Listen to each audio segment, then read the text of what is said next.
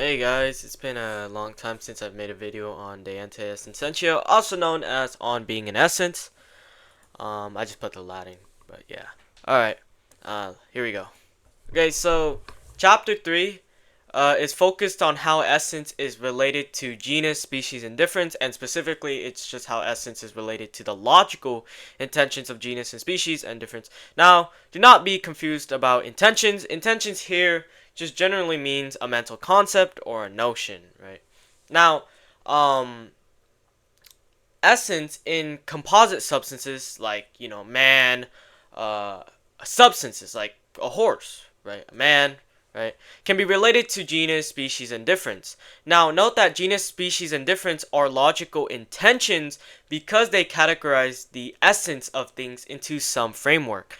Now, it is impossible for a universal intention or concept like genus or species to be appropriate to essence if it's signified as a part, as for example the term humanity or animality.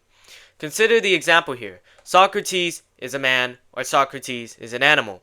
Here, genus, species, or difference can be predicated of a singular specific individual because logical intentions like genus or species have to signify the whole essence and not just a part of it, right? The whole thing. Now, Aquinas cites Avicenna in Metaphysics 5.6, where Avicenna says that rationality is not the difference, but the principle of the difference. So just as humanity is not a species and animality is not a genus, because these terms only signify part of the essence and not the whole of it, right? We also cannot say the intentions of genus or species is appropriate to essence if it is a thing existing beyond or outside individuals. So, what that means is that if genus or species is something that's a separate entity existing from the particulars, then you can't really say that particular is that thing. Like, for example, a universal man, which the Platonists believed. You can't say that Socrates is a man then, because the universal man is not Socrates. Now, yeah, here it is. Now, if you remember, Platonists believe that the genus or species exists as separate entities beyond or outside the individuals. Now, here's a thing about the word Platonists.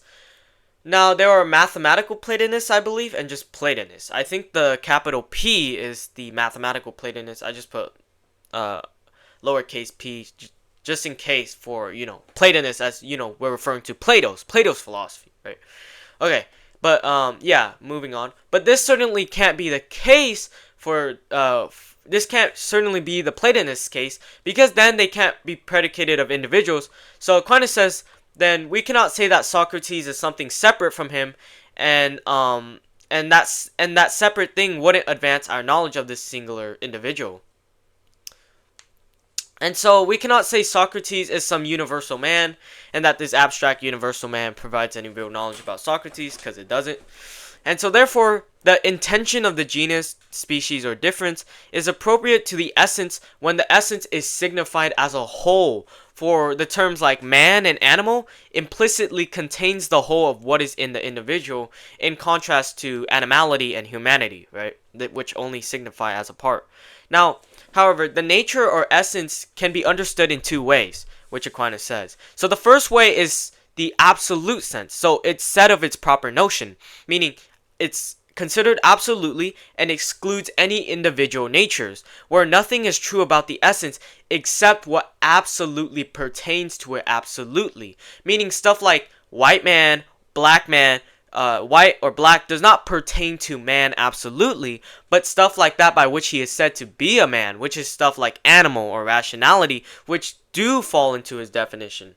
And so Aquinas also brings up the point that if it is asked whether this nature in this way can be considered as one or many, by the way, that's just unity and plurality, Aquinas says, no. Aquinas rejects that the essence in its absolute sense is one or many. For plurality and unity, that's already beyond the concept of humanity. Why? Now, if plurality was in the concept of this nature, then it could never be one in individuals. But Socrates exists as one person, and so therefore this is false. So there is no plurality, or it's not applicable. Conversely, if humanity was inherently one, then it would be the same in all individuals, making it indistinguishable between people like Socrates and Plato, because then they would just be the same. Now, the second way that essence is understood is when we consider the existence a essence has in an individual.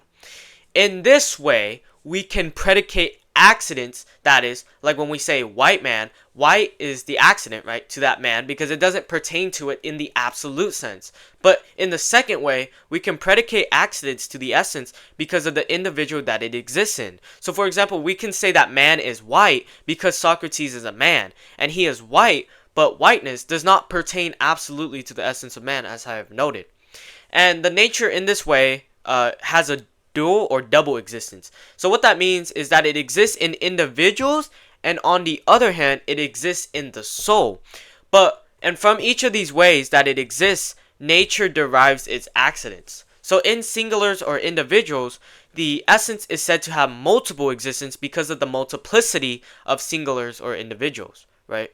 Example, human nature is instantiated in Aristotle, Plato, Socrates, and other humans, but in each case, it is individuated and not identical across them. Remember from my previous video, signate and non-signate matter. But if we consider essence in the first sense, the absolute sense, none of these pertain to the essence then. It is false to say that the essence of man considered absolutely has existence in any particular singular. Why? Take Socrates. If existence in Socrates pertained to man as man, then man would only ever exist in Socrates and nowhere else, right? And if existence in Socrates were excluded from man as man, then man would never exist in any individual then. And so the nature of man, when considered absolutely, abstracts from every existence, even though it does not exclude the existence of any other thing. So basically what that means, it neither affirms nor denies the existence in individuals or singulars. So the nature considered is predicated of each individual. Now, the nature in this sense is not a universal idea, because unity and commonality, this belongs to the notion of a universal. But when we consider human nature in the absolute sense, none of these pertain to it at all. This can be demonstrated because if commonality was in the concept of man, then whatever is in humanity has commonality. But obviously this isn't true, and so because there's no commonality in Socrates, but he himself is individuated. Likewise, the idea of genus or species does not pertain to human nature because of its existence in individuals. So this is because human nature is not a universal. So the unity doesn't belong to the concept, but also that human nature is not found in individuals with a unity that it will be one thing in all the individuals. And therefore, the concept of species applies to human nature only in the intellect. This is because the agent intellect is basically the thing that abstracts from concrete and abstract concepts. And so, back to the agent intellect. Human nature is abstracted from its individuating conditions. So the notion of species applies to human nature because of its existence in the intellect and not because of its instantiation in individuals, which is what the Platonists believed. And so, thus as Aquinas puts it, human nature in the intellect has existence abstracted from everything that individuates, and thus it is related uniformly to all individuals that exist outside the soul, as it is equally a likeness of all of them, and it leads to knowledge of all of them insofar as they are men.